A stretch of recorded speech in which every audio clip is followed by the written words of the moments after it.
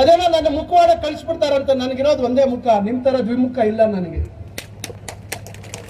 ಅಂತಕ್ಕಂಥದ್ದು. ಕೊರೋನಾ ಸಂದರ್ಭದಲ್ಲಿ 23 ಜನ ಮುಗ್ಧರು ಸತ್ತಂತ ಸಂದರ್ಭದಲ್ಲಿ ನಿಮ್ಮ ದ್ವಿಮುಖ ಅಥವಾ ನಿಮ್ಮ ವ್ಯಾಘ್ರ ಮುಖ ಎಲ್ಲರೂ ಇವತ್ತು ಇಡೀ ರಾಜ್ಯ ನೋಡಿದೆ. ಇವತ್ತು ಕೈಗಾರಿಕಾ ಪ್ರದೇಶ ಕೊಡಬೇಕು ಅಂತಕ್ಕಂಥ ಪ್ರಯತ್ನ ಯಾರು ಮಾಡಲ್ಲ. ಇವತ್ತು ನ್ಯಾಯಾಲಯಗಳಿದ್ದಾವೆ, ನ್ಯಾಷನಲ್ ಗ್ರೀನ್ ಟ್ರಿಬ್ಯುನಲ್ ಅಂತ NGT ಅಂತ ಹೇಳ್ತೀವಿ.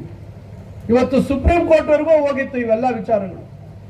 ಇಷ್ಟೆಲ್ಲ ಹೋಗಿ ಇವತ್ತು ಇಂಡಿಯನ್ ಇನ್ಸ್ಟಿಟ್ಯೂಟ್ ಆಫ್ ಸೈನ್ಸ್ ಇವತ್ತು ದೇಶದಲ್ಲೇ ನಂಬರ್ 1 ಸಂಸ್ಥೆ ಅದು. ಅಲ್ಲಿರ್ತಕ್ಕಂಥ ವಿಜ್ಞಾನಿಗಳಿಗೆ ಅದನ್ನ ವಹಿಸಿರ್ತಕ್ಕಂಥದ್ದು ನಿರಂತರವಾಗಿ ಈ ನೀರಿನ ಗುಣಮಟ್ಟವನ್ನ ಪ್ರತಿ ದಿವಸ ಪರೀಕ್ಷೆ ಮಾಡ್ತಕ್ಕಂಥ ಜವಾಬ್ದಾರಿ ಅವ್ರಿಗೆ ಕೊಟ್ಟಿರುವಂಥದ್ದು.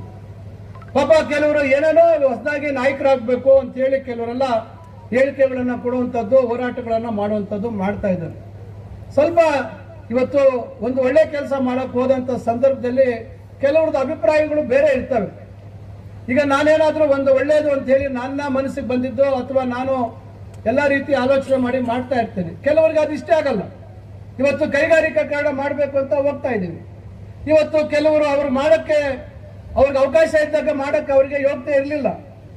ಬೇರೆಯವ್ರು ಮಾಡುವಂಥದ್ದಕ್ಕೆ ಎಲ್ಲ ಅವ್ರದೇ ರೀತಿಯಲ್ಲಿ ಮನಸ್ಥಿತಿ ಇರ್ತದೆ ಅಂತ ಭಾವಿಸಿದ್ದಾರೆ. ನನ್ನ ಆಲೋಚನೆಗಳು ಬೇರೆ ಇರ್ತದೆ, ಅವರ ಆಲೋಚನೆಗಳು ಬೇರೆ ಇರ್ತದೆ.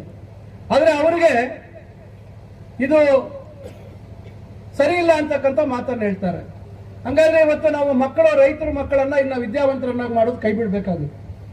ಯಾಕಂದ್ರೆ ಇವತ್ತು ಮಕ್ಕಳೆಲ್ಲ ಇವತ್ತು ವಿದ್ಯಾವಂತರಾಗಿ ಕೆಲಸ ಕಾರ್ಯ ಇಲ್ದಿರ ಮತ್ತೆ ಹಳ್ಳಿಗಳಿಗೆ ಬಂದು ಇವತ್ತು ಇಲ್ಲಿ ಅಂತರ್ಜಲನೂ ಇಲ್ಲ, ಇಲ್ಲಿ ಬದುಕಕ್ಕೂ ದಾರಿ ಇಲ್ಲ. ಏನ್ ಮಾಡ್ಬೇಕು ಮಕ್ಕಳು ವಿದ್ಯಾವಂತರಾಗಿ?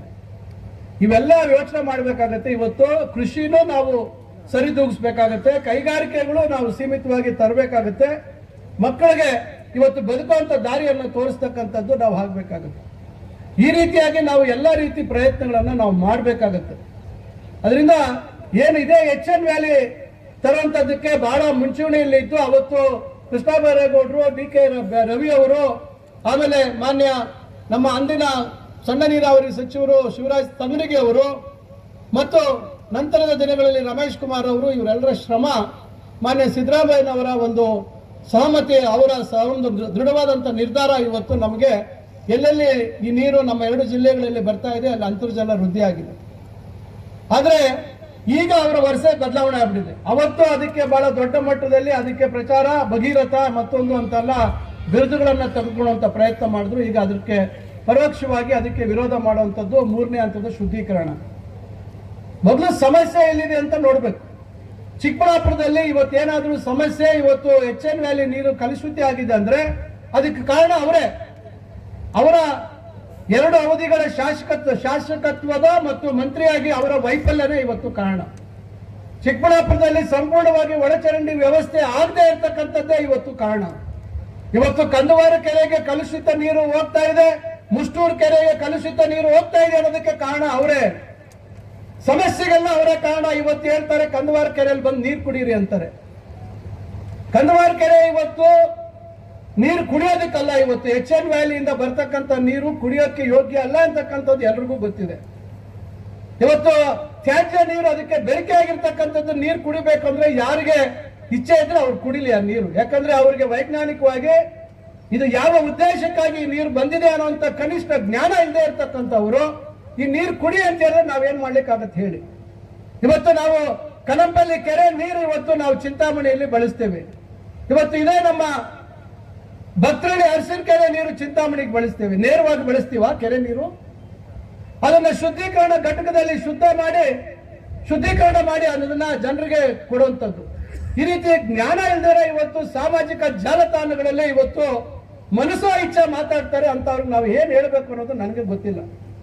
ಇವತ್ತು ಅಭಿವೃದ್ಧಿ ವಿಚಾರದಲ್ಲಿ ಚರ್ಚೆ ಮಾಡೋಣ, ವೈಜ್ಞಾನಿಕವಾಗಿ ಬಹಳ ವಿಚಾರಗಳು ಚರ್ಚೆ ಮಾಡೋಣ. ಇವತ್ತೇನು ನಾವು ಕಂದಾಯ ಗ್ರಾಮಗಳ ಅಭಿಯಾನ ಕೈಗೆತ್ತಿಕೊಂಡಿದ್ದೇವೆ, ಇದ್ರಲ್ಲೇನಾದ್ರೂ ಲೋಪಗಳಿದ್ರೆ ಚರ್ಚೆ ಮಾಡೋಣ. ಜನರಿಗೆ ಇವತ್ತು ನಮ್ಮ ಸರ್ಕಾರ ಮಾಡ್ತಾ ಇರ್ತಕ್ಕಂಥ ಕೆಲಸಗಳ ಬಗ್ಗೆ ಇವತ್ತು ಸಹಕಾರ ಕೊಡ್ತಕ್ಕಂಥ ಕೆಲಸ ಮಾಡಬೇಕು. ಅವರು ಜಿಲ್ಲಾ ಮಂತ್ರಿಯಾಗಿ ಕೆಲಸ ಮಾಡಿದ್ರು, ಯಾಕೆ ಇಂತಹ ಕಾರ್ಯಕ್ರಮಗಳು ಕೈಗೆತ್ತಿಕೊಳ್ಳಿಲ್ಲ ಆ ಸಂದರ್ಭದಲ್ಲಿ? ಇವತ್ತು ನಾವು ಮಾಡ್ತಾ ಇರ್ತಕ್ಕಂಥ ಇವತ್ತು ಕೆಲಸಗಳಿಗೆ ಇವತ್ತು ನಾನಾ ರೀತಿ ವ್ಯಾಖ್ಯಾನಗಳನ್ನ ಮಾಡುವಂತ ಒಂದು ಕೆಲಸವನ್ನ ಮಾಡ್ತಾರೆ. ಅದೇನೋ ನನ್ನ ಮುಖವಾಡ ಕಳಿಸ್ಬಿಡ್ತಾರಂತ. ನನಗಿರೋದು ಒಂದೇ ಮುಖ, ನಿಮ್ ತರ ದ್ವಿಮುಖ ಇಲ್ಲ ನನಗೆ ಅಂತಕ್ಕಂಥದ್ದು. ಕೊರೋನಾ ಸಂದರ್ಭದಲ್ಲಿ 23 ಜನ ಮುಗ್ಧರು ಸತ್ತೋದಂತ ಸಂದರ್ಭದಲ್ಲಿ ನಿಮ್ಮ ದ್ವಿಮುಖ ಅಥವಾ ನಿಮ್ಮ ವ್ಯಾಘ್ರ ಮುಖ ಎಲ್ಲರೂ ಇವತ್ತು ಇಡೀ ರಾಜ್ಯ ನೋಡಿದೆ. ಇವತ್ತು ಕೈಗಾರಿಕಾ ಪ್ರದೇಶದಲ್ಲಿ ನಾನು ಎಲ್ಲೂ ಯಾವುದೇ ರೀತಿ ನಾನು 1 ಸೆಂಟಿಮೀಟರ್ ಜಾಗ ಆ ರೀತಿ ದುರಾಸೆ ಆ ತರದ್ದು ಏನೋ ಕಬಳಿಕೆ ಮಾಡ್ತಕ್ಕಂಥ ಉದ್ದೇಶ ನನ್ನಲ್ಲಿ ಇಲ್ಲ, ಸದಾ ಯಾವತ್ತೂ ಇಲ್ಲ.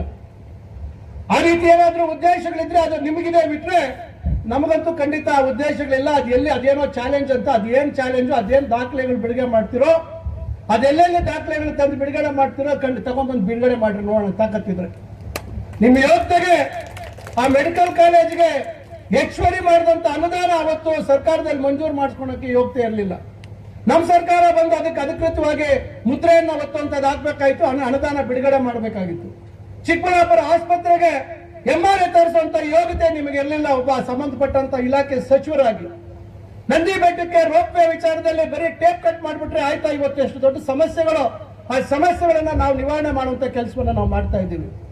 ದೊಡ್ಡ ಮಟ್ಟದಲ್ಲಿ ಹೂವಿನ ಬೆಳೆಗಾರರಿದ್ದಾರೆ ಇವತ್ತು ಚಿಕ್ಕಬಳ್ಳಾಪುರದಲ್ಲಿ, ಅವ್ರಿಗೆ ಒಂದು ಸುಸಜ್ಜಿತವಾದಂತ ಮಾರುಕಟ್ಟೆ ಮಾಡಬೇಕು ಅಂತಕ್ಕಂಥ ಯೋಗ್ಯತೆ ನಿಮಗೆ ಇರಲಿಲ್ಲ. ಇವತ್ತು ಆ ಮಾರುಕಟ್ಟೆಯನ್ನ ಇವತ್ತು ನಿಜ ರೂಪಕ್ಕೆ ತರುವಂತ ಕೆಲಸವನ್ನ ಮಾಡ್ತಾ ಇದ್ದೀವಿ.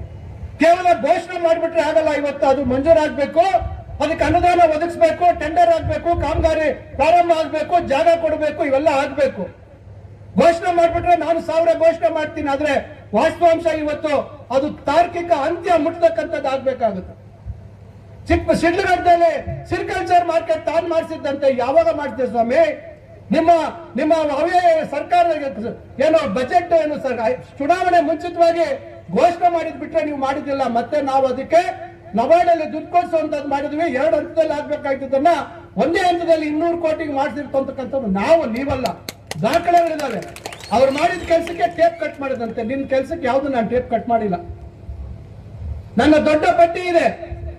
ಇವತ್ತು ಇಷ್ಟು ದೊಡ್ಡ ಮಟ್ಟದಲ್ಲಿ ಕಾರ್ಯಕ್ರಮ ಬಡವರಿಗೆ ಇವತ್ತು ಬಡವರು ಮುಟ್ಸುವಂತ ಕೆಲಸ ಮಾಡ್ತಾ ಇದೀವಿ. ನಿನಗೆ ಜಿಲ್ಲೆಗೆ ಬರುವಂತದ್ದು ಅಥವಾ ಚಿಕ್ಕಬಳ್ಳಾಪುರ ಬರುವಂತದಕ್ಕೆ ಪುರ್ಸೋತಿರ್ಲಿಲ್ಲ.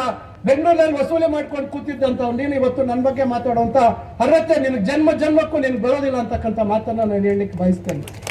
ಇವತ್ತು ಏನಿದ್ದೆ ನೀನು, ನಿಮ್ಮ ಕುಟುಂಬದ ಹಿನ್ನೆಲೆ ಏನು, ಇವತ್ತು ಎಲ್ಲಿ ಬಂತು ನಿನಗೆ ಅಷ್ಟು ಕೋಟ್ಯಾಂತರ ರೂಪಾಯಿ ಆಸ್ತಿ? ನಿಮ್ಮ ಪಕ್ಷದವರೇ ನಿನ್ನ ಕೋವಿಡ್ ಕಳ್ಳ ಅಂತ ಕರೀತಾರಲ್ಲ, ಅದಕ್ಕೆ ನೀನೇ ಸಮಜಾಯಿಸಿ ಕೊಡ್ಬೇಕಾಗುತ್ತೆ. ಯಾಕೆ ಕರೆದ್ರು, ಯಾಕೆ ಬಿರುದು ಕೊಟ್ರು ಅಂತಕ್ಕಂಥದ್ದು ನೀನು ಯೋಚನೆ ಮಾಡ್ಬೇಕಾಗುತ್ತೆ. ರೈತರ ಬಗ್ಗೆ ಕಾಳಜಿ ಇದ್ದಿದ್ರೆ ಚನ್ನರಾಯಪಟ್ಟಣದಲ್ಲಿ ಅವತ್ತು ಯಾಕೆ ನೀನು ಅದಕ್ಕೆ ಪರಿಹಾರ ಕೊಡುವಂತ ಕೆಲಸ ಮಾಡಲಿಲ್ಲ? ಇವತ್ತು ಈಗ ಬಂದು ರೈತರ ಪರವಾಗಿ ಮಸಳೆ ಕಣ್ಣೀರು ಸುರಿಸ್ತೀಯಲ್ಲ ನೀನು, ನೀನೇನಾದ್ರೂ ಹೋಗಿ ನೋಡಿದ್ಯಾ? ನೀನು ಅಲ್ಲಿ ಜಗನ್ಕೋಟೆಯಲ್ಲಿ ಎಷ್ಟು ಫಲವತ್ತಾದ ಭೂಮಿ ಇದೆ ಅಂತ ನೋಡಿದ್ಯಾ ನೀನು? ಏನಾದ್ರೂ ನೀವು ಅಲ್ಲಿ ಹೋಗ್ಬಿಟ್ಟು ಸರ್ಕಾರಿ ಜಾಗ ಎಷ್ಟಿದೆ ಅನ್ನೋ ಮಾಹಿತಿ ಇದೆಯಾ ನಿಮ್ಗೆ? ಬೇರೆ ಬೇರೆ ಕಂಪನಿಗಳಿಗೆ ಎಷ್ಟು ಮಾರಾಟ ಆಗಿದೆ ಅನ್ನೋ ಮಾಹಿತಿ ಇದೆಯಾ ನಿಮ್ಗೆ? ಇವು ಯಾವುದು ಮಾಹಿತಿ ಇಲ್ಲದೆ ಕೇವಲ ನಾನು ಹೇಳಿದ್ದೆ ಅಲ್ಲ ಕೇಳ್ತಾರೆ ಅಂತಕ್ಕಂಥ ರೀತಿಯಲ್ಲಿ ಹೇಳ್ಕೊಂಡು ಇದ್ರೆ ಯಾರು ಇಲ್ಲಿ, ನಾನು ಹಿಂದೆನೆ ಹೇಳಿದ್ದೆ, ಗೋಳಿ ಆಡೋವನಲ್ಲ ನಾನು, ಎಲ್ಲದಕ್ಕೂ ಎದುರು ನಿಂತು ನಾನು ಅದನ್ನ ಎದುರಿಸ್ತಕ್ಕಂಥವನು ಅಂತಕ್ಕಂಥ ಮಾತನ್ನ ನಾನು ಹೇಳಿದ್ದೆ. ಇವತ್ತು ಸಮಗ್ರವಾಗಿ ಇವತ್ತು ಜಿಲ್ಲೆಯಲ್ಲಿ ಅಭಿವೃದ್ಧಿ ಆಗ್ಬೇಕು, ನಮ್ಮ ಜಿಲ್ಲೆಗೆ ಒಳ್ಳೆ ಭವಿಷ್ಯತ್ ಬರಬೇಕು, ನಮ್ಮ ಮಕ್ಕಳಿಗೆ ಒಳ್ಳೇದಾಗ್ಬೇಕು, ನಮ್ಮ ಮಕ್ಕಳಿಗೆ ಉದ್ಯೋಗ ಸಿಗ್ಬೇಕು, ನಮ್ಮ ಜಿಲ್ಲೆಯಲ್ಲಿ ಇರ್ತಕ್ಕಂಥ ರೈತರ ಬದುಕಿನಲ್ಲಿ ಬದಲಾವಣೆ ಆಗ್ಬೇಕು ಅಂತಕ್ಕಂಥ ನಿರಂತರವಾದಂತಹ ಒಂದು ಪ್ರಯತ್ನವನ್ನ ನಾನು ಮಾಡ್ತಾ ಇದ್ದೇನೆ.